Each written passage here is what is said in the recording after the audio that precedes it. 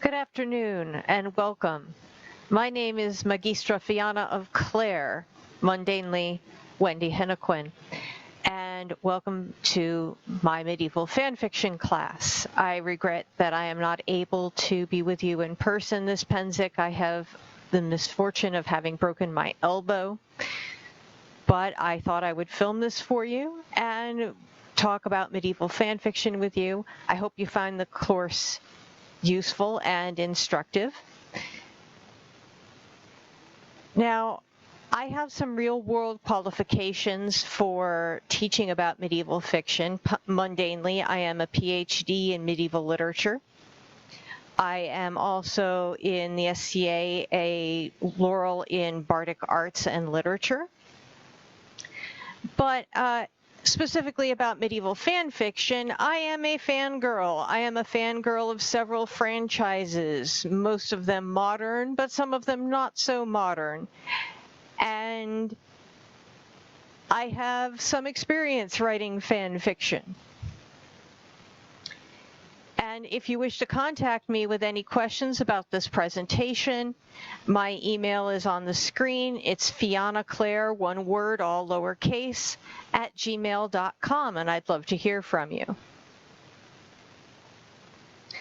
Now, let's start by talking about what fan fiction is and what it isn't. Now, this comes from the Oxford English Dictionary of the English Language, which is the premier dictionary of the English language. And it says that fan fiction is fiction, usually fantasy or science fiction, written by a fan rather than a professional author, especially that based on an already existing characters from a television series, book, film, etc., also a piece of such writing. They date the use of this word to 1944. Which is a lot earlier than most people think of it. Now, Henry Jenkins, who is one of the premier scholars about this type of fiction, and he prefers the term participatory fiction because it doesn't sound so fan, he defines fan fiction as a response to mass media texts that links reading and writing, that is produced without the official owners or creators of the property, that exists in a moral economy, a fan culture, if you will, where there is an obligation to be true to the original text, at least to a certain extent. And this culture is reinforced by the audience, which is the other fans. But one of the principal purposes, according to Jenkins, is to re-examine the text or texts from different perspectives. Now, Jenkins and the OED both believe that this is a type of fiction produced by amateurs, by which they mean non-professional, non-paid writers. And it seems to be limited to science fiction and fantasy. And Jenkins dates this to Star Trek. The OED only goes back to the 40s. And I disagree with Jenkins and with the Oxford English Dictionary. I don't think it's limited to non-professional writers. Professional writers have published Sherlock Holmes stories. They have published Doctor Who stories. Stephen King produced a Cthulhu story.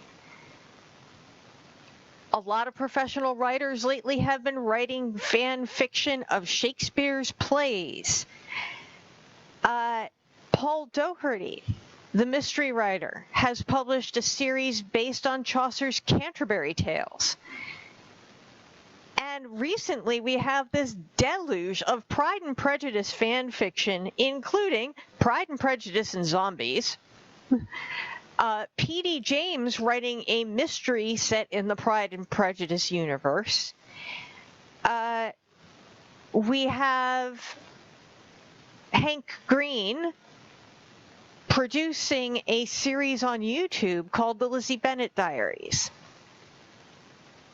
And that won an Emmy. This is not necessarily something produced by non-professionals. Is it really limited to science fiction and fantasy?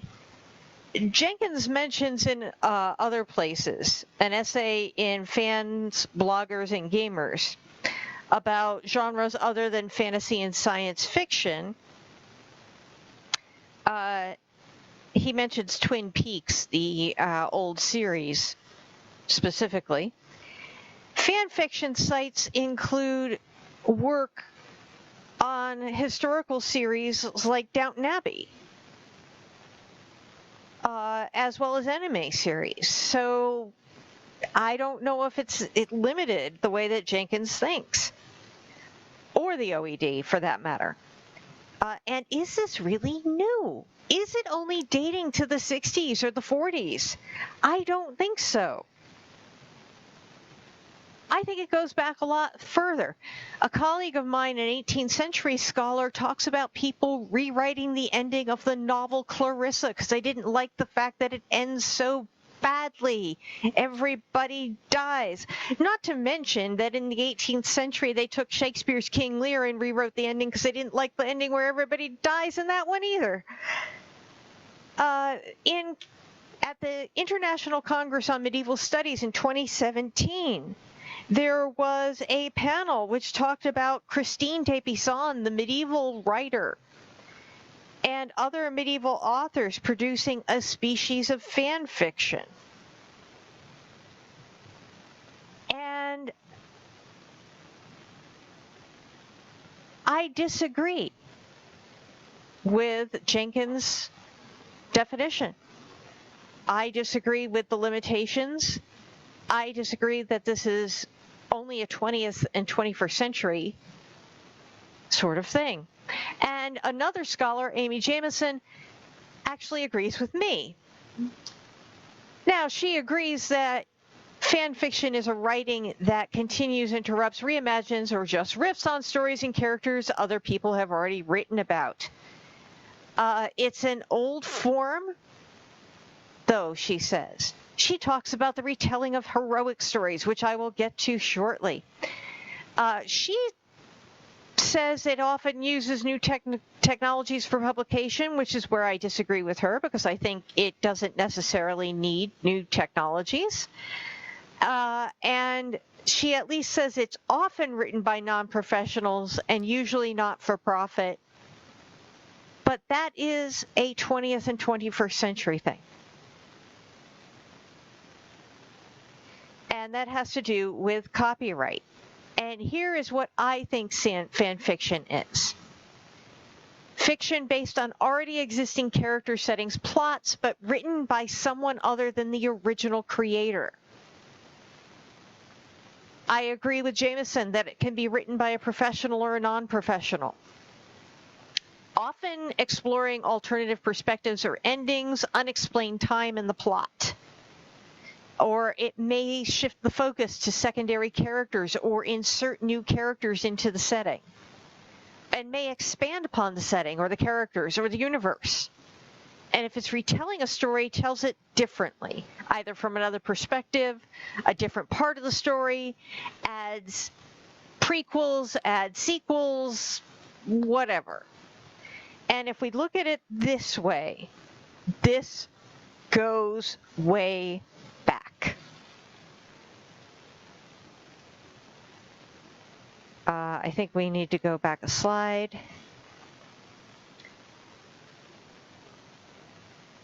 Fan fiction is much older. It goes back to antiquity. And it was actively practiced in the Middle Ages.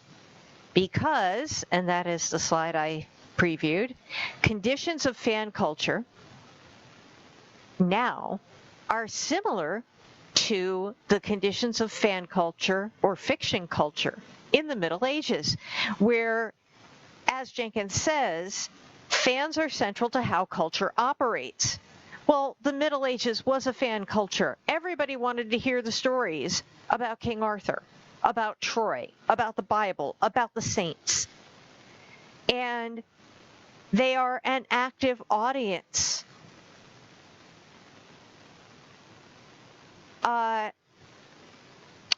Jenkins says that fan culture was originally fringe and says no longer.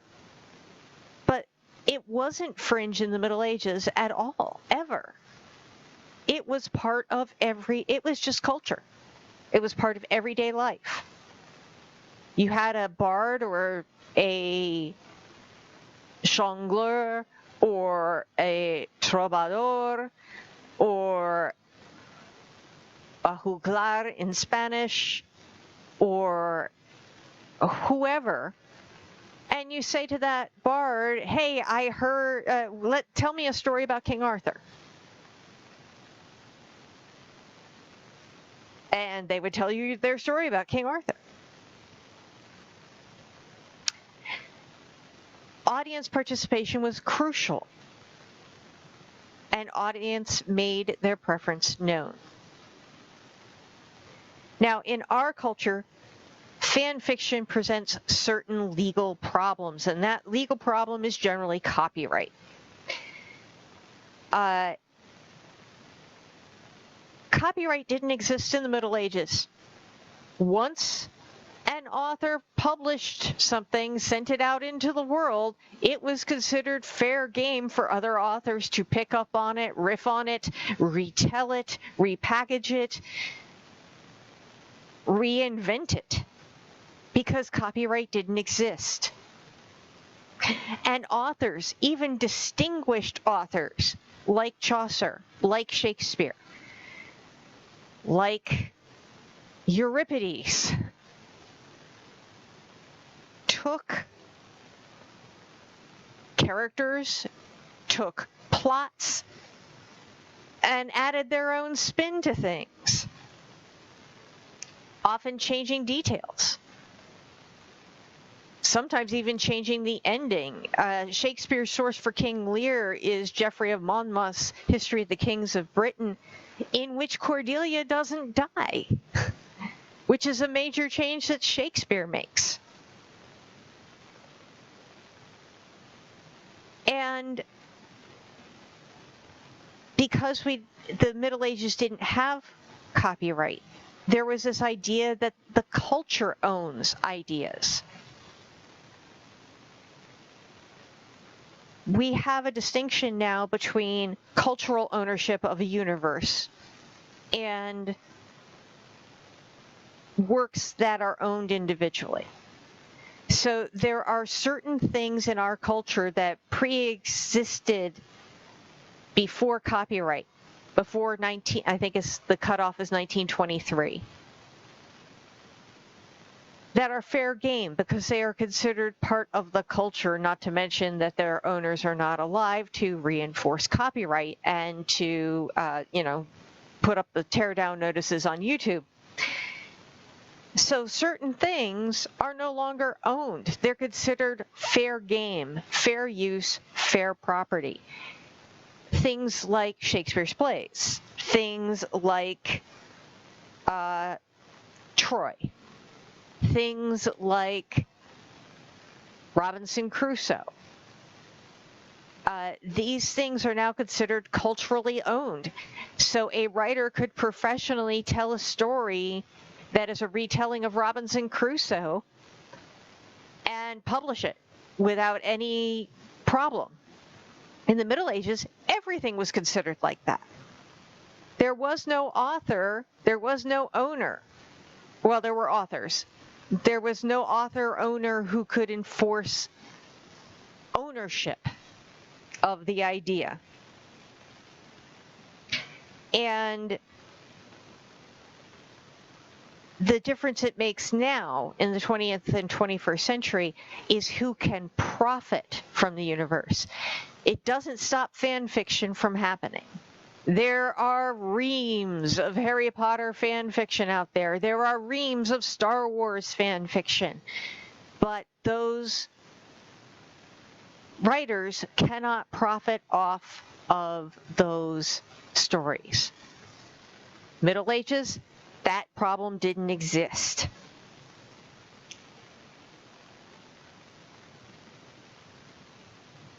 And this goes back to the ancients. I'm going to give you a couple of examples from two of the most successful fan franchises in human history. The first one is the Trojan War, which most people date back to Homer, who is writing in about 800 BC. But once he puts it out there, everybody thought this was fair game. Euripides wrote a play called The Trojan Women.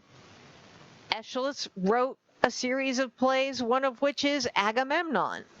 So long as it doesn't directly contradict Homer, it's fair game. Remember what I said about fan economy and cultural economy, that these fictions exist in the world of being true to the original text. So Agamemnon takes place afterwards.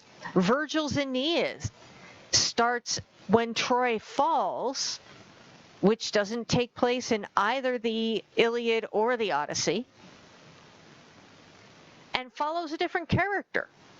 And by the way, it's the world's first Mary Sue that it follows, Aeneas. Aeneas is a man who is absolutely perfect. He has all the virtues. He's such a great guy, and anything he does wrong is the gods' fault. And he is the son of the goddess Venus, and a guy so hot that the goddess Venus wanted to sleep with him. He's got everything going for him, except that he's a prince from a city that's destroyed. But he is the chosen one. And Virgil didn't think twice about, number one, taking this minor character from Homer's universe and playing with him. Number two, making him much more important than Homer ever made him. Number three, making him the founder of Rome, so that Rome can trace themselves back to Troy. And of course, the Romans loved Troy. Ovid wrote the Metamorphosis, which retells the Trojan War. Darius and Dictys both claim to be eyewitnesses of the Trojan War, one Greek, one Trojan, but they were written in late antiquity. So this is fan fiction. The Middle Ages loved this story. The Roman de Aeneas retells the Aeneid.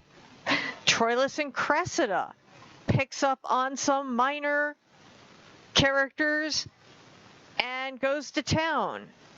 And that's Chaucer's fan fiction of the Trojan War, which in turn he got partially from other sources besides Troy.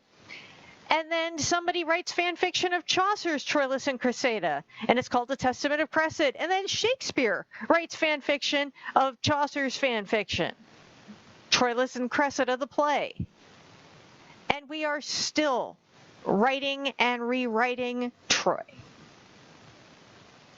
I once, as an exercise, wrote an Anglo-Saxon style elegy based on the Trojan War from Andromache's point of view. And there are still movies being written about this. There are still books being written about this in the 20th and 21st century. People are still retelling Troy. And we have the second most successful fan franchise in history, Arthur. Now, if you have studied Arthur, you know that historically we don't know whether anybody named Arthur existed. There are early mentions in a chronicle, but not of an Arthur, of somebody defeating the Saxons at Baden Hill. It is Geoffrey of Monmouth in the History of the Kings of Britain that makes it a coherent story and names the character Arthur. And he is basing his much expanded fan fiction on the stories of the Mabinogion and the Welsh stories going around by word of mouth. Marie de France sets several stories in the Arthurian universe, creating her own knights like Lanval. Chrétien de Troyes, the French author, likes this so much that he creates Lancelot. Lancelot is not an original to the Arthurian legend. It is someone that this French author made up because there has to be a French knight in King Arthur's court. Chrétien de Troyes is also the one who gave us the quest for the Holy Grail. We have count them, 4 versions of an Arthurian tale in which a man commits a fault, has to make up for it, and has to find out what women really want. And only finds this out by getting the information from a loathly lady. And in 3 of those 4 versions, this takes place at Arthur's court. In 2 of the 4 versions, the knight in question is Gawain. There is a French Morte d'Arthur and the alliterative Middle English Morte d'Arthur. There's a whole bunch of French Arthur texts. There is Sir Gawain and the Green Knight, which takes Sir Gawain and makes him a particularly English Sir Gawain and reacts to the French tradition of Sir Gawain. And Mallory's Le Morte d'Arthur says it is based on a French book. Which French book? Who knows? And again, we have not let go of this story. Tennyson in the 19th century is writing The Idylls of the King. 21st century, we have the Once and Future King by T.H. White.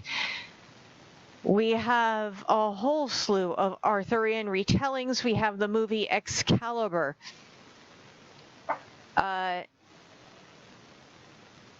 So this is something that the Middle Ages participated in.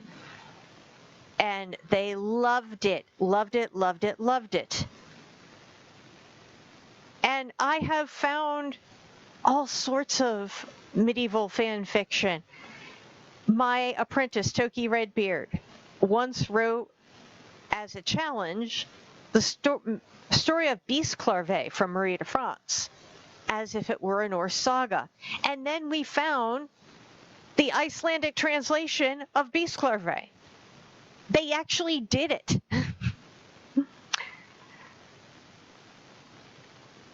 And it continued to be authentic medieval practice.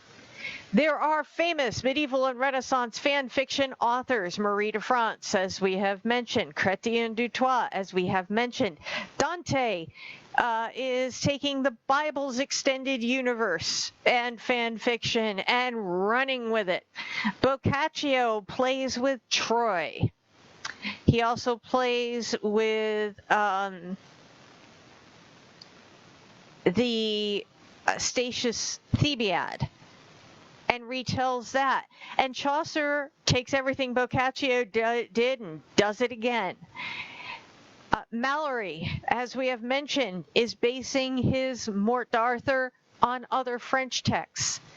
Ariosto, the author of Orlando Furioso and Orlando Innamorato, expands on the matter of France, the story of Charlemagne and his knights.